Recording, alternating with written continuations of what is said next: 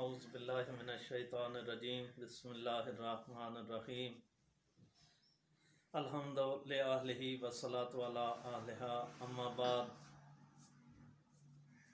سامعین محترم، آج جس چیز پر میں بحث کرنا چاہتا ہوں وہ ہے کہ امام علیہ السلام حاکم وقت کے قیدی ہوتے ہیں، کیا وہ زنجیروں کڑیوں میں مجبور ہوتے ہیں یا اللہ کی حجت، اللہ کی رضا میں قید ہوتے ہیں؟ تو سب سے پہلے میں جو واقعہ بیان کرنے جا رہا ہوں، یہ کتاب مناقب شہر عاشوب، اس میں منقول ہے کہ جب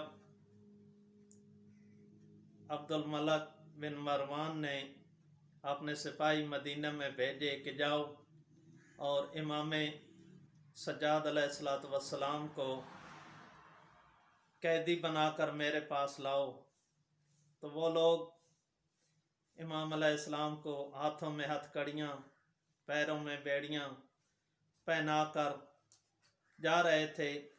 مولا کا ایک صحابی ہے ابن شہاب زہری، وہ کہتا ہے کہ راستے میں میری ملاقات اس قافلے سے ہوئی تو میں نے امام علیہ السلام کے سامنے جا کر عرض کی کہ سرکار، آپ ان لوگوں کے سامنے کیسے جا رہے ہیں؟ سرکار، کاش کہ یہ ہتھ کڑیاں، بیڑیاں اور طوق میرے گلے میں ہوتے۔ تو امام علیہ السلام نے، یہ ابن شہاب زہری کہتا ہے کہ سرکار نے میری طرف دیکھ کر ارشاد فرمایا کہ اے ابن شہاب، کیا تو ان بیڑیوں کی وجہ سے پریشان ہو رہا ہے؟ کیا تو سمجھتا ہے کہ میں ان کا قیدی ہوں؟ لے دیکھ، میں ان کا قیدی نہیں ہوں۔ تو یہ کہنے کی دیر تھی کہ کڑیاں ٹوٹ کر گر پڑیں، بیڑیاں گر گئیں، طوق بھی گر گیا اور امام علیہ السلام وہاں سے غائب ہو گئے۔ جب امام علیہ السلام وہاں سے غائب ہوئے تو یہ سپاہی اور یہی ابن شہاب زہری یہ کہتا ہے کہ ہم ڈھونڈتے رہے، ہمیں کہیں بھی کوئی بھی سراغ نہ ملا، تو ناچار ہم دمشق کی طرف ہی چل پڑے۔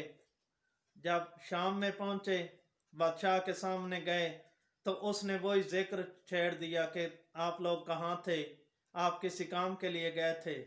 تو ہم نے یہ راستے والا سارا ماجرا اسے سنایا کہ ہمارے ساتھ تو یہ مسئلہ ہو گیا۔ اس وقت عبد الملک بن مروان کہتا ہے کہ وہ تو اسی دن میرے پاس تشریف لائے تھے اور آ کر مجھے کہا کہ مجھے تم سے کوئی کام نہیں، تو میں ان کے خوف کی وجہ سے، ان کے ڈر کی وجہ سے ان سے کوئی بات بھی نہ کر سکا۔ تو اس وقت وہ سرکار میری بارگاہ سے چلے گئے، میرے حضور سے چلے گئے، میرے دربار سے چلے گئے اور میں ان کے ڈر کی وجہ سے کوئی بات بھی نہ کہہ سکا۔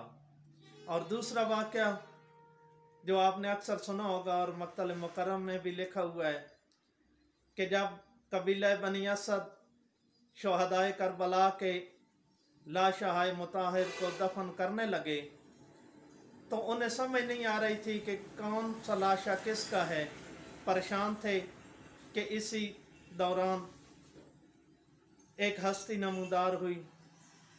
وہ لوگ اس ہستی کی زیارت کرنے لگے۔